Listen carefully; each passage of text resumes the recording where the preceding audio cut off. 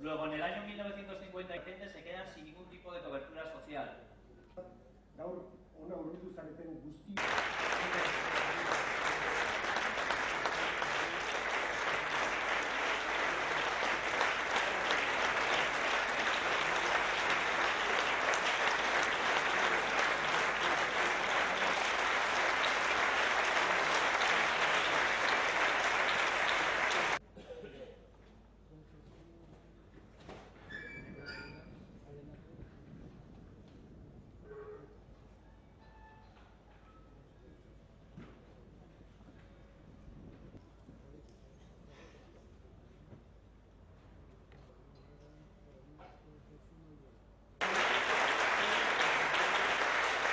Herri agintariok, Lagunaroren kideok, Mondragon taldearen kideok, jaun Andreok egunon, eta eskerrik asko zuen gonbidapenagatik eta batez ere zuen ibilbidearengatik. 5 hamarkada daramazue, fin, zuen sorrerako printzipioak galdu gabe. Lagunaro erreferentzia bat da, pertsonei zerbitzua eskaintzeko eredu bat. Eta 3 ideia nabarmenduko ditut. Lehenik eta behin, Lagunaroren jatorriaren indarra. Gaur egun aitortzeko modukoa da orduan izan zuten ekipena nola igarri zioten etorkizunari eta nola eraiki zuten proiektu hau balio sendoen gainean. Bigarren ideia, erantzunkizunaren eta konfiantzaren garrantzia. Pentsioi edo langabeziari buruz hitz egiten dugunean, Lagunaro erantzunkizunaren eta konfiantzaren sinonimoa da. Eta 3. ideia, lankidetza eta elkartasuna. Alde batetik, gizartea babesteko, bestetik, azpimarratu beharra dago, krisi egoeran dauden enpresei laguntzeko egiten duzuen ekarpena. Hau da Lagunaroren lankidetzaren eta elkartasunaren eredua.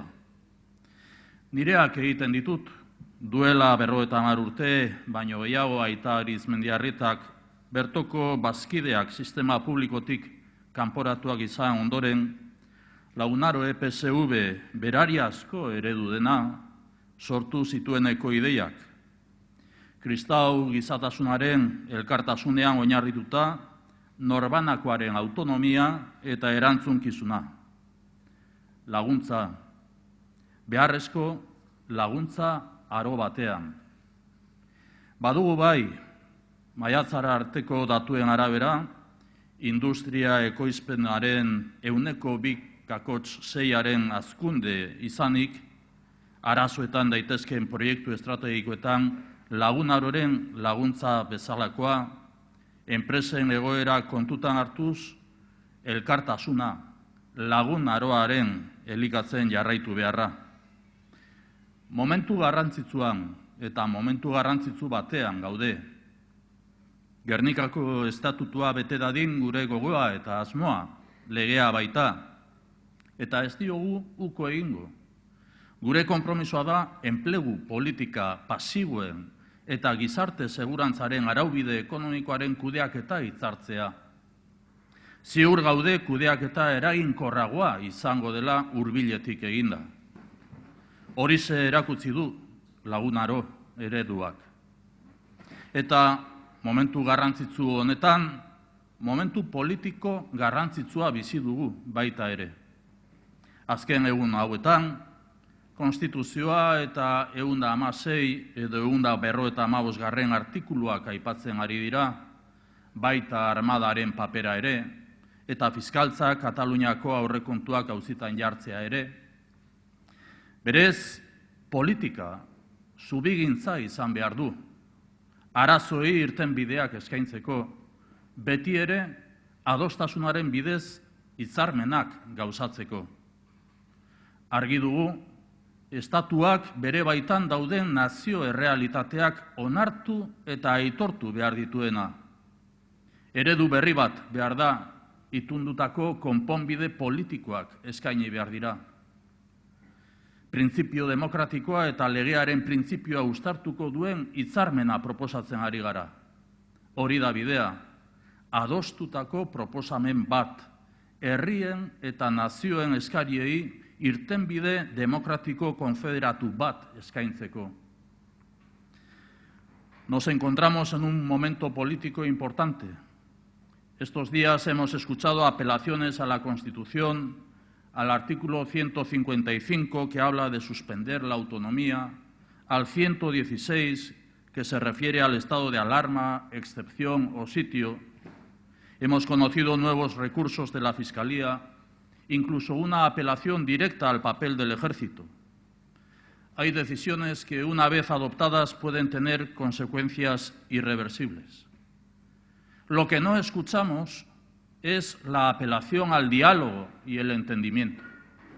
Diálogo y entendimiento abordando la realidad histórica y la concreción de proyectos posibles de futuro.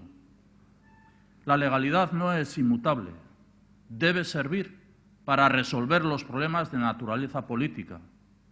Es necesario afrontar de cara, a través del diálogo, la reformulación de un modelo de Estado que dé respuesta a las diversas realidades nacionales. Es necesario abrir un cauce de diálogo sin condiciones previas, orientado a ofrecer soluciones reales, legales y pactadas que concilien, que confederen democráticamente, que den cauce de expresión a las voluntades sociales mayoritarias que se manifiestan de forma divergente en las sociedades española, catalana y vasca. En Euskadi nos encontramos con un Estatuto de Gernika que, siendo ley orgánica, sigue incumplido. Una buena piedra de toque para que quienes apelan a la legalidad se comprometan a cumplirla. Vamos a seguir reivindicando el cumplimiento íntegro del Estatuto, tal y como recoge nuestro programa de gobierno. Sobre esta base planteamos, sobre lo ya construido, la actualización y avance del autogobierno vasco, un modelo singular. Y en este marco reitero que vamos a plantear al Estado la transferencia de la gestión del régimen económico de la seguridad social. Comprometemos a aplicar los principios de responsabilidad, colaboración y solidaridad. Desde la cercanía, la gestión será más eficaz. Esto ha demostrado la UNARO, con un modelo singular, en permanente adaptación. La UNARO cuenta con bases sólidas, un equipo humano profesional que realiza una función social de primer orden, contribuyendo al desarrollo cohesionado de nuestra sociedad y al bienestar de las personas. Es nuestra preocupación y ocupación, desarrollo cohesionado de nuestra sociedad y bienestar de las personas, en un tiempo necesitado de ayuda mutua para el desarrollo de la empresa, y muestro mi reconocimiento a la participación responsable de la UNARO en la situación delicada de proyectos diversos. Hoy, con la esperanza que nos da el crecimiento de la producción industrial, seguimos así todo en la necesidad de ayuda compartida. Existen problemas puntuales en algunas empresas vascas. No es la primera vez. Problemas serios y que estamos analizando y gestionando muy de cerca. No vamos a obviar ni ocultar esta realidad. El Gobierno está ocupado en atender a cada una de estas empresas. Aquí lo conocéis bien. El Gobierno presta especial atención también a la situación de empresas en dificultades. Así lo hemos hecho siempre. Acompañamos y apoyamos al conjunto del tejido empresarial, que desde un trabajo discreto y callado genera riqueza y empleo. El futuro de la empresa y su ecosistema depende de la competitividad. En el caso de la empresa, depende de la propia empresa. Propietarios, accionistas, directivos, trabajadores. La empresa es un proyecto común. Euskadi avanza, poco a poco, sí, pero en positivo. Así lo constatan todos los estudios en sus datos de empleo y producción industrial. Así también lo ha confirmado vuestro grupo, el Grupo Mondragón, que ha presentado excelentes resultados de empleo industrial. Euskal ekonomia hazkundean dago, bai, baina badaude arazoak enpresa jakin batzuetan.